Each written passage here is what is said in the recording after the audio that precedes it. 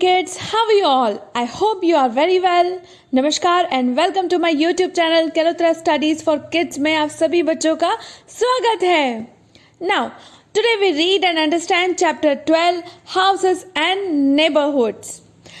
I already covered previous chapter in my previous video, so please go and watch it.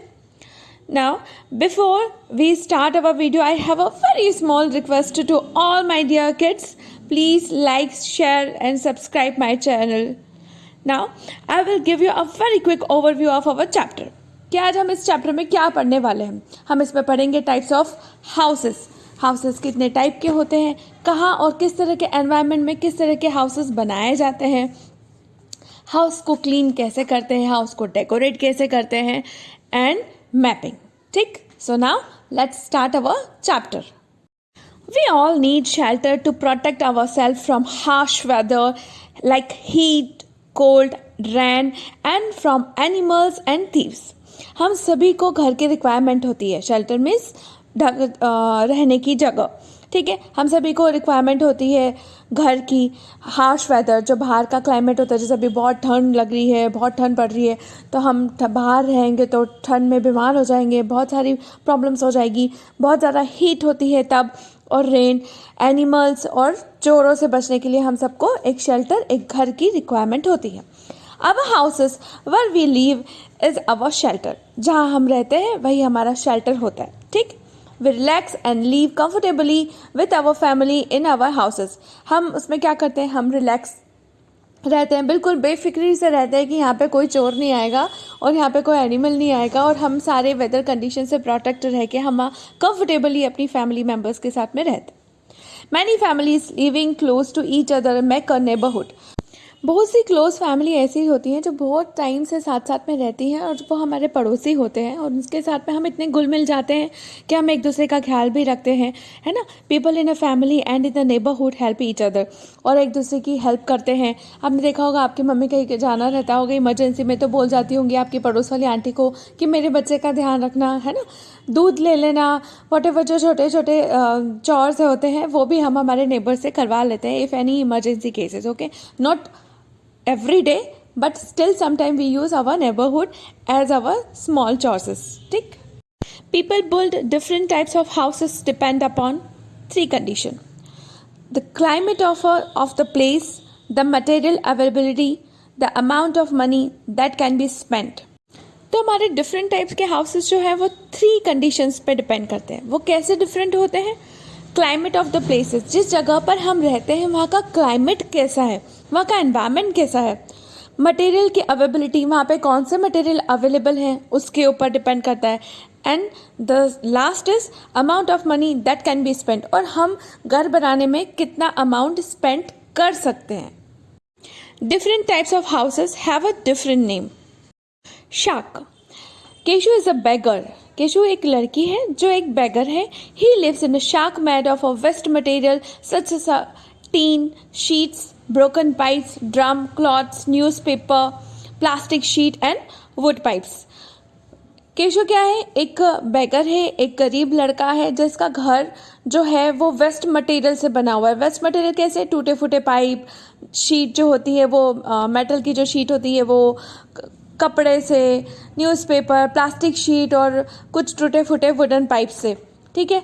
तो वो एक बेगर का घर होता है. शाक एक बेगर का घर होता है. Next, Deepa lives in a cozy cottage in a Shimla, a cold area where it is snow in the winter. Deepa कहाँ रहती है? एक कॉटेज में रहती है. कॉटेज क्या होता है? जो ठंडे एरिया में बनाया जाता है जहाँ पे स्नोफॉल वगैरह होती है. वहाँ पे मेनली इनकी जो रूफ होती है उसके ऊपर फोकस किया जाता है. Snow in a winter, the snow slides of the sloping roof, thick stone walls keep the house warm. इसका क्या मेन फीचर्स रहता है कॉटेज का कि इसके जो वॉल्स होती हैं वो बहुत ही मोटे स्टोन से बनती है और जो रूफ होती है वो स्लोपी होती है. Next, Harish and his families belong to the community of nomads. Nomads क्या होते हैं? जो चलते फिरते लोग होते हैं, कभी यहाँ रह लिए कभी वहाँ रह लिए, है ना. तो हरी क्या है? एक नोमैडिक लाइफ सर्वाइव करता है. Nomads in the desert of a Kutch and live in a tent. और वो टेंट में रहते हैं। कभी यहाँ टेम्परेरी हाउस है, तो ऐसा समझ लो टेंट को कि टेंट जो है वो एक टेम्परेरी हाउस है। कभी यहाँ रह लिया 8-15 दिन, फिर कहीं दूसरी जगह पर रह लिया, उनको नोमैड्स बोलते हैं। आपने देखा होगा वो कैमल को जो इधर से उधर लेके जाते हैं, कभी यहाँ कभी वहाँ, वो सब नोमैडिक लाइफ स्पेंड करते हैं और वो टेंट में रहते हैं। और ये जो टेंट होते हैं वो शीट ऑफ कैनवास और nylon draped over a frame of poles. और ये जो टेंट होते हैं, पोल्स 4 खंभे गाड़ दिए लोहे के या वॉट एवर द कोई भी मटेरियल होगा उसके, और उसके ऊपर रैप कर दिया कैनवास शीट को, और हमारा हो गया टेंट तैयार। ठीक है। Next, Hari's houses in Assam is supported by the wooden poles called the stilt. अब हरी जो है वो आसाम में रहता है, और आसाम का वेदर कंडीशन कैसी होती है, बहुत ज़्यादा रेनफॉल होता है ना। The area gets heavy rainfall, stilt prevented his house from the getting floods and also from the insect, snakes and other animals. He uses a ladder to go up and down from the houses. At night, the ladder is pulled up. अब आसाम में किस तरह के houses होते हैं, wooden poles के ऊपर, मतलब थोड़ा हाइट पे लकड़ी के जो पोल्स होते हैं, वुडन पोल्स होते हैं, उनके ऊपर हाइट पे घर बनाए जाते हैं. उसका रीज़न ये होता है कि हैवी रेनफॉल होता है, मतलब वहाँ पे हमेशा फ्लड्स आने के चांसेस रहते हैं, और फ्लड आएगी तो ऑब्वियसली कोई भी इंसेक्ट, स्नैक और अदर छोटे छोटे टाइनी एनिमल्स जो होते हैं वो भी आएंगे उनके साथ में. इसी वजह से वहाँ पे पोल्स के ऊपर घर बनाए जाते हैं हाइटेड पे, ताकि पानी के बहाव से ये इंसेक्ट वगैरह जो है वो उनके घर में ना आ सके. और ऊपर चढ़ने के लिए ऑब्वियसली लेडर का यूज़ करेंगे, और ये भी करते हैं ये लोग कि लेडर्स जो होती है वो टेम्प्रेरी होती है, तो उसको निकाल भी लेते हैं और वापस अटैच करते हैं. अटैच और डिटैच वाला सिस्टम होता है यहाँ की लेडर्स का. ठीक है. तो स्टिल्टेड हाउसेस क्या होते हैं, पोल्स के ऊपर हाइटेड पे हाउसेस होते हैं, वुडन पोल्स के ऊपर रहते हैं, और ये मेनली आसाम में मिलते हैं. ठीक. Next, Narayana lives in a hut in a village. It is a kacha house made of mud and thatch. Narayan जो है वो एक विलेज में रहता है, और वो विलेज में रहने वाला जो हट है, जो झोपड़ी है, उसे कच्चा हाउस बोलते हैं. और कच्चा हाउस जो मेनली किस चीज़ से बना होता है, घास फूस से. जो हट होती, मतलब जो उसकी रूफ होती है वो घास फूस से बनी होती है, और जो नीचे का पोर्शन, जो 4 वॉल्स होती है, वो मड से बनी होती है. Next, bungalow. Raj lives in a bungalow. It is a large house with a garden in front of. Bungalows are built everywhere in cities, towns and even in the farms. अब राज क्या है, एक बड़े से बंगलो में रहता है. Bungalow की स्पेशलिटी होती है कि फ्रंट पे गार्डन होता ही है. ठीक है. और मेनली सिटीज़ और टाउन में मिल जाते हैं बंगलोज. नॉर्मली हमारे उज्जैन में भी बहुत बंगलोज हैं, और बहुत ब्यूटीफुल है. बंगलोज एरिया भी ऑक्यूपाई ज़्यादा करते हैं. Moni's grandparents live in Kashmir in a houseboat. It is a house built on a huge boat. It floats on water. Peoples of Kerala also live in a houseboat. Houseboat क्या होती है, एक लंबी, एक बड़ी सी बोट के ऊपर एक छोटा सा घर होता है. ठीक है. जिसे हाउस बोट बोलते हैं, जो मेनली कश्मीर और केरला में देखने को मिलता है. इग्लू. Noni is an Inuit.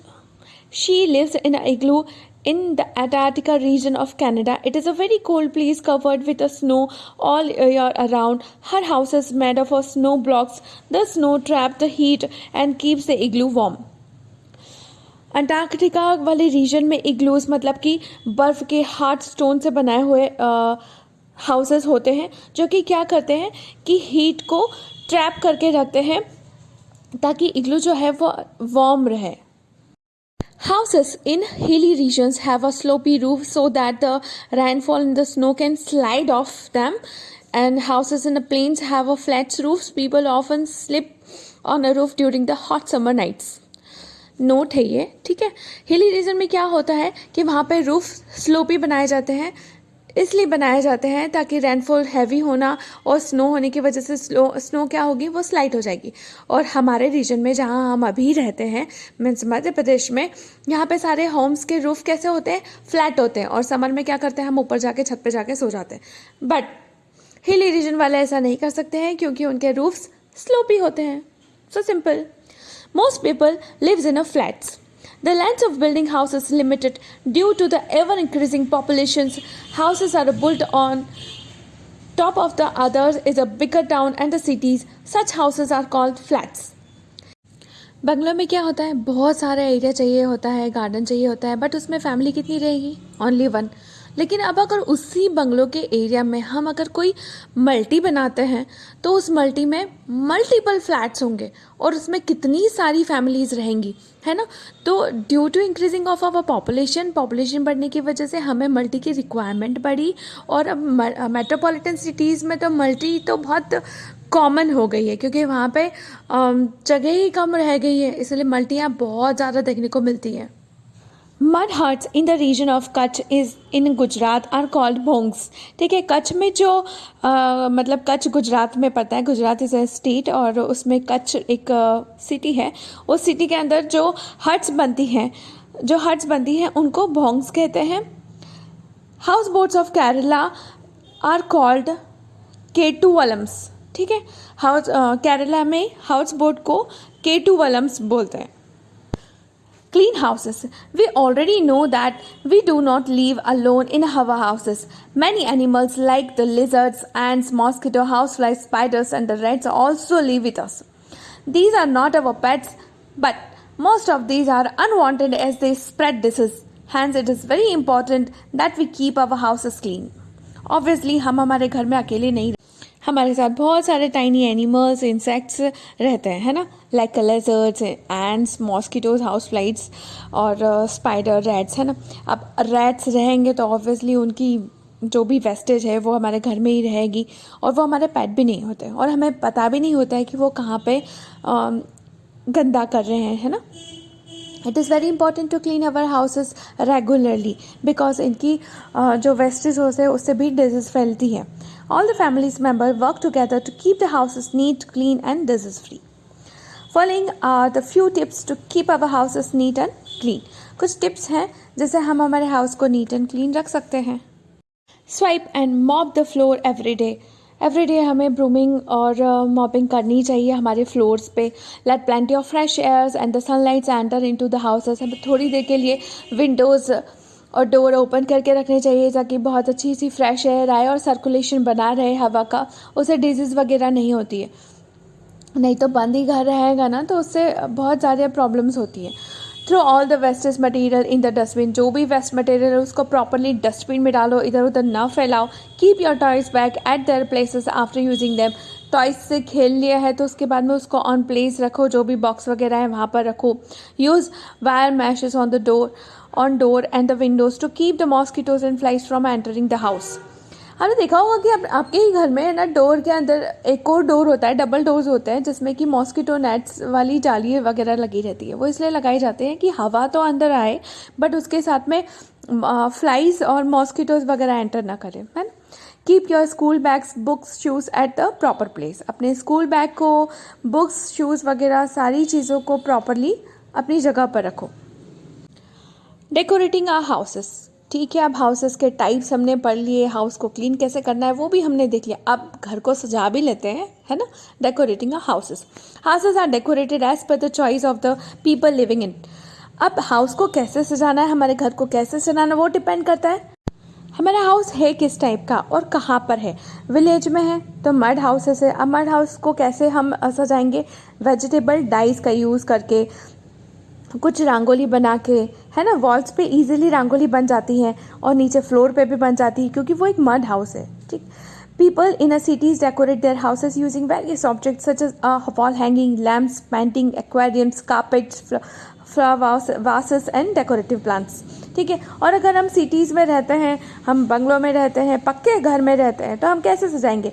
कुछ डेकोरेटिव आइटम्स जो मार्केट में रेडीमेड मिलते हैं जैसे कि वॉल हैंगिंग, लैम्प्स, पेंटिंग्स लेंगे, एक्वेरियम्स जिसमें फिशेस रहती हैं, कारपेट्स, फ्लावर वासेस और डेकोरेटिव प्लांट्स भी यूज़ करते हैं। आर्टिफिशियल प्लांट्स जो होते हैं ना उनका भी यूज़ करते हैं डेकोरेशन के में। Homes are specially decorated on a special occasion such as a wedding, festival, birthday and pujas. Flowers, leaves, colors, earthen lamps and pots, streamers etc. are used to decorate houses on these occasions. ठीक है, अब हम घर को सजाते कैसे हैं, क्या चीज़ यूज़ करते हैं और स्पेशली हम सजाते कब हैं, जब घर में किसी की शादी होती है, आपका बर्थडे सेलिब्रेशन होता है, या फिर दिवाली की पूजा होती है, या फिर स्पेशल और भी कोई पूजास होती होंगी अपने अपने रिचुअल्स वाली, तब हम घर को सजाते हैं। तो कैसे सजाते हैं? फ्लावर्स वगैरह लाते हैं, बाहर डोर्स पे लगाते हैं, तोरण बनाते हैं, है ना। स्टीमर्स मतलब वो बैनर्स होते हैं जिस पे लिखा होता है ना हैप्पी दिवाली, शुभ दीपावली, और इस टाइप के बैनर्स जो होते हैं वो पॉट्स ला के लगाते हैं। लैम्प्स का यूज़ करते हैं, कुछ इलेक्ट्रॉनिक लैम्प्स का यूज़ करते हैं, कुछ मड के बने हुए लैम्प्स का भी यूज़ करते हैं। तो डेकोरेशन हम कब को करते हैं? स्पेशल ओकेजन्स पे। People in a different parts of India decorate their houses in a different way. Obviously हमारे इंडिया में बहुत सारी स्टेट्स हैं और उन सभी स्टेट्स में अपने अपनी कुछ स्पेशलिटी होती है डेकोरेशन करने की, ठीक है। Alpana done with rice paste from Bengal. अब ये जो अल्पना है वो बंगाल में बनाया जाता है, और वो कैसे बनाता है, कैसे राइस पेस्ट से डेकोरेट करते हैं। तोरण फ्रॉम गुजरात। गुजरात में तोरण बनाने का रिचुअल्स है, तोरण से सजाते हैं घर को। Madhubani paintings from Bihar. बिहार में मधुबनी पेंटिंग से अपने घर वगैरह को सजाते हैं। Puppets wall hanging from Rajasthan. Rajasthan में पपेट चीज़ों से सजाते हैं। Kolam in front of houses in Tamil Nadu. Tamil Nadu में घर के बाहर रंगोली बनाते हैं जिसे कोलम बोलते हैं। Mapping my neighbourhood. The area surrounding the places where we live is called our neighbourhood. जहाँ हम रहते हैं और आसपास का जो एरिया होता है उसे हम हमारा नेबरहुड बोलते हैं। It is usually has a many houses, school, park, market, post office, bank, police station etcetera. और हमारे आसपास क्या होता है? हाउसेस तो होते ही हैं, स्कूल, पार्क, मार्केट भी होता है, post office, bank, police station, ये सारी चीज़ें हमारे नेबरहुड में होती हैं। Have you ever seen someone asking your elder for the way to a certain place in your neighborhood? Your elder may have guided them using words such as a go straight, turn right, turn left, take a U-turn and so on. क्या आपने अपने किसी senior को ऐसा किसी को path बताते हुए देखा है? या फिर आपने कभी किसी को पाथ बताया है तो आप पाथ को कैसे बताते हो?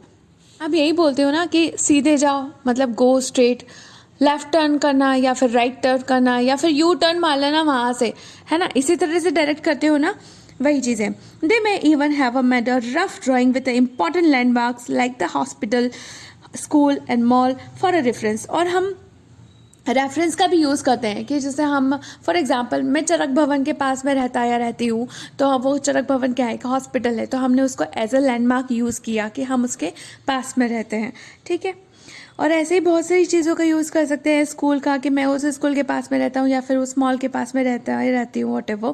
सच अ rough drawing is called a sketch. और इसको हम जब पेपर पे रफली बनाएंगे तब हम इसको क्या बोलेंगे? स्केचेस बोलेंगे, ठीक।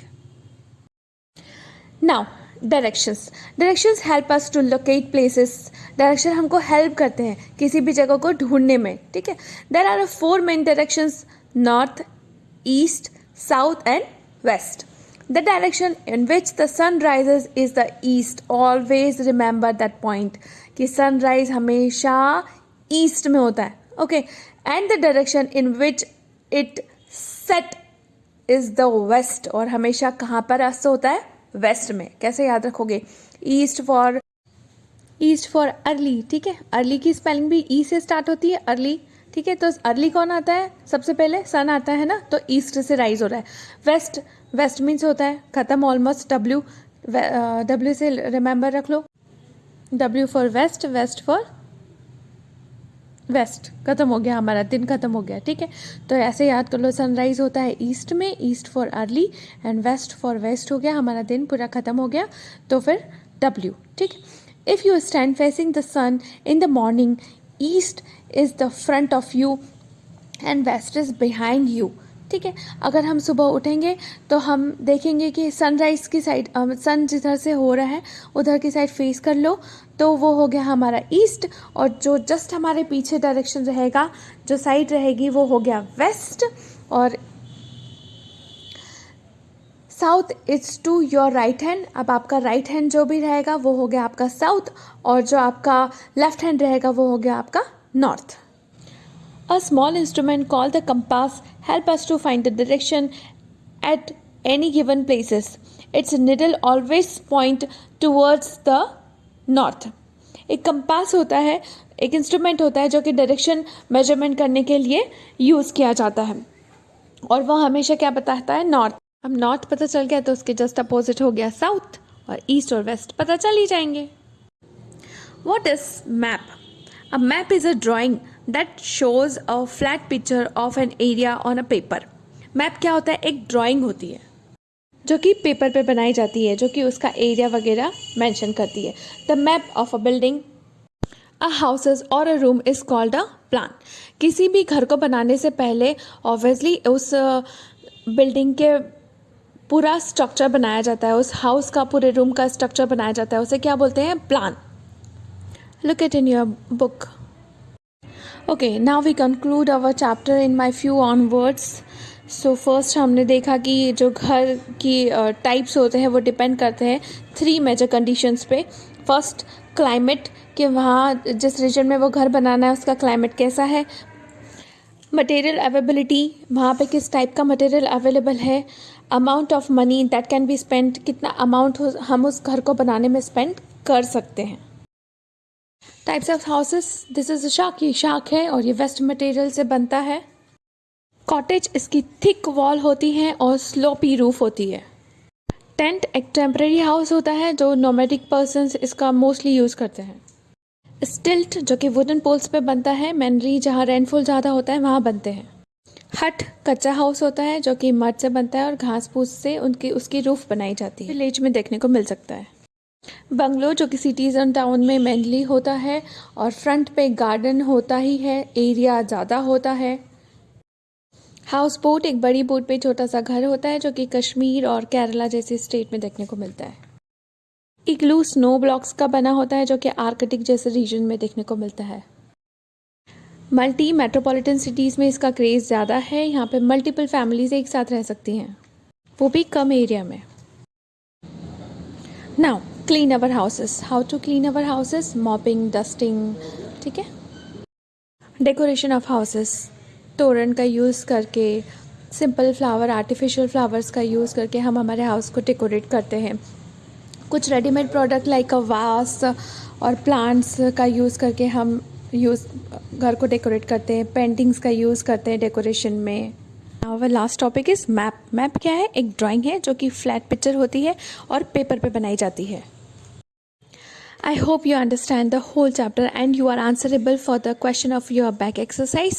If you have any query or suggestion for improve my video, so please write on my comment box. Please. Thank you. Namaskar.